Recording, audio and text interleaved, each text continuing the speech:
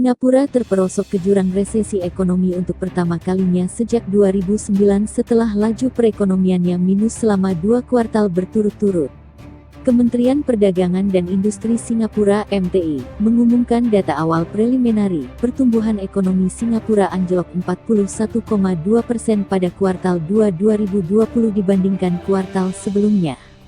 Sejumlah analis menilai kinerja kuartalan itu merupakan yang terburuk selama pencatatan. Secara tahunan, ekonomi Singapura juga terkontraksi 12%. Penurunan itu lebih dalam dibandingkan kuartal 1 2020 yang minus 0,7%. MTI mengungkapkan pembatasan aktivitas yang diterapkan selama awal April hingga awal Juni untuk mencegah penyebaran wabah virus corona. Kebijakan itu mengakibatkan sejumlah bisnis menutup operasionalnya sementara. Kontraksi kinerja ekonomi terjadi karena negara yang sangat bergantung pada perdagangan itu terpukul oleh pandemi virus corona. Para analis menilai kinerja ekonomi Singapura menjadi sinyal peringatan penurunan laju ekonomi global.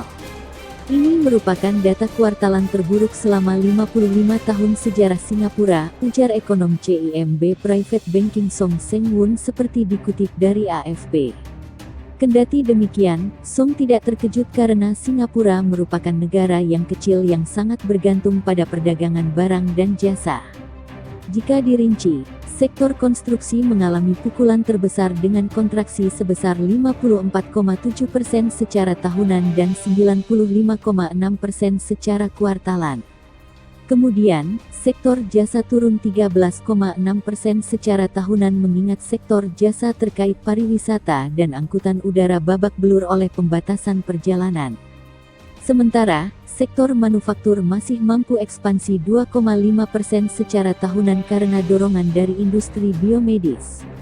Sebagai informasi, data awal diperoleh berdasarkan estimasi. Angka tersebut biasanya akan direvisi setelah seluruh data kuartal terkumpul.